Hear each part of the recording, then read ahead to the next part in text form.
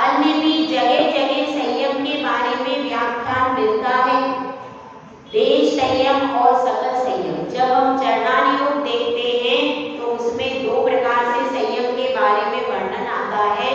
कैसे? देश संयम और सकल संयम। तो अब आज बात चल रही है कि कैसे इस मोक्ष मार्ग पर बढ़े। तो सबसे पहले संयम का साथ निभाना पड़ता है। आचार्य श्री पूज्यपाद भगवंत अपने प्रवचन कक्ष में आ गए और पूरी सभा उनके आगे लगी हुई है। वह प्रश्न कुमार भी धीरे धीरे आकर के अपनी सीट पर विराजमान हो जाता है और कहता है कि हे गुरुदेव, आपने आत्मा के स्वरूप को दिखा दिया, आत्मा के स्वरूप को दिखा दिया, संक्षेप में मुझे समझा दिया और उसका वेदन कैसे करना है यह भी सिखा दिया, उसका आकार कैसा है यह भी सिखा दिया, वह विनाशी है यह भी सिखा दिया। लेकिन मैं आत्मा का ध्यान करना चाहता हूँ, मैं आत्मा का ध्यान करना चाहता हूँ। तो आत्मा का ध्यान मैं कैसे कर सकता हूँ? कौन कौन से प्रिकॉशंस हैं, कौन कौन सी सावधानियां हैं जिनको करने से मैं आत्मा का ध्याता बन जाऊंगा? तो गुरुदेव उसके लिए एक श्लोक का निर्माण करते हैं। संयम्य करण ग्राम्येका कृत्वेन चेतसा आत्मानमात्मवान् ध्याये आत्मने स्थितम्। इसमें कह रहे हैं कि सबसे पहले संयम की ओर आओ। अगर आप ध्यान करना चाहते हो तो क्या चाहिए?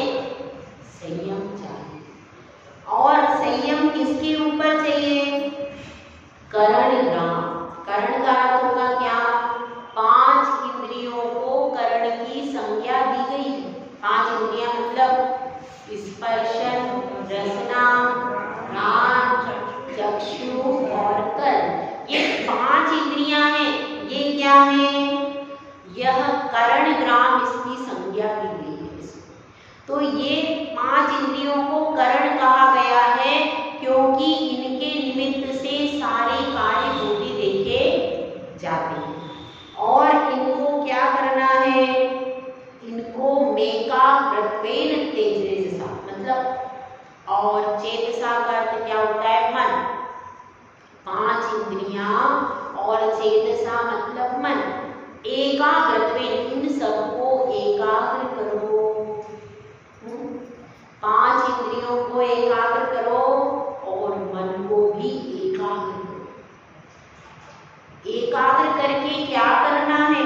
तो नीचे बताया है आत्मानमात्मवान् ध्याये। और वह आत्मा को आत्मा में ही ध्यान करे। और किसके द्वारा करे? आत्मा के अंदर ही ध्यान करे। कोई दूसरा पर का अवलंबन नहीं लेना है। जब आत्मा का ध्यान कब होगा? जब आपका उपयोग पूरी तरीके से वेल सेंटर्ड आत्मा के अंदर स्थित हो जाएगा। तब क्या होगा? तब आत्मा का ध्यान होगा। जब तक आपके उपयोग में पर है तब तक आत्मा का ध्यान होना संभव नहीं है। इसलिए बताया है कि इंद्रियों का मुख भी आत्मा की ओर हो। और दूसरी चीज क्या है? मन। मन का मुख भी आत्मा की ओर हो। सब तरफ से वेल सेंटर्ड कहाँ पर हो? आत्मा में। तब जाकर के कहीं आत्मा का ध्यान संभव हो पाएगा। जो मन इधर उधर भटक रहा है, अभी तो मन सिर्फ उसको मार ठोक करके लाते हैं, फिर वो चला जाता है, बार बार ये चलता रहता है। चलता है कि नहीं? मन को बार बार मंदिर में बुलाते हैं, वो घर में चला जाता है, जब घर में बुलाते हैं तो मंदिर में चला जाता है। ऐसा करता है कि नहीं? ऐसा करता है। तो अभी तो सिर्फ अपन क्या कर रहे हैं? इधर से उधर का काम कर रहे हैं। अभी वो एकाग्रता से आत्मा में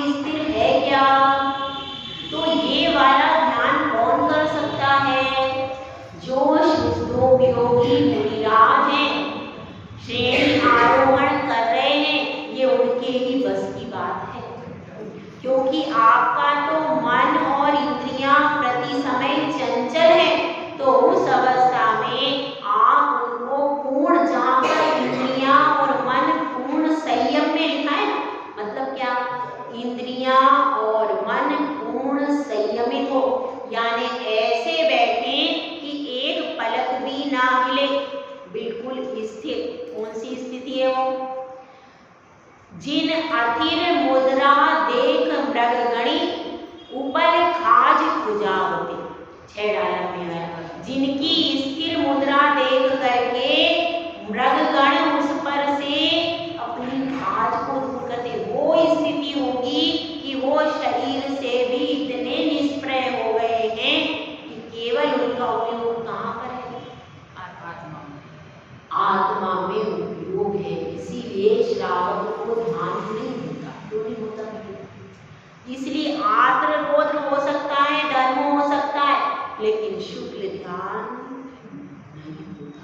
शुक्ल ध्यान केवल साधु को होता है। और यहाँ पर जो चर्चा चल रही है आत्मा का, आत्मा में, आत्मा को आत्मा से और आत्मा के लिए ही जो ध्यान किया जाता है, वह तो सिर्फ एक योगी ही कर सकता है। और वही कला की बात इसमें आचार्य पूज्यपाद स्वामी ने कही है कि पूर्ण तरीके से आप मन और इंद्रियों को संयमित कर लो, जरा सी भी चंचलता उनमें बाकी ना रहे, फिर आत्मा का ध्यान होगा। ठीक है, तो यह आत्मा का ध्यान करने का तरीका इसमें पूज्यपाद स्वामी बता रहे। अब वह सोच रहा है कि वास्तव में ऐसा ध्यान तो मैंने कभी किया नहीं है। ये तो बड़े बड़े योगी महारथियों के बूते की बात है, हर व्यक्ति की बात संभव नहीं। और इसकी चर्चा सुनना भी दुर्लभ है, ये कोई आसान चर्चा नहीं है। राग द्वेष की लीलाओं की चर्चा हर बाजार में, हर मोबाइल में मिल जाएगी, लेकिन आत्मा की चर्चा बहुत दुर्लभ है, बहुत दुर्लभ।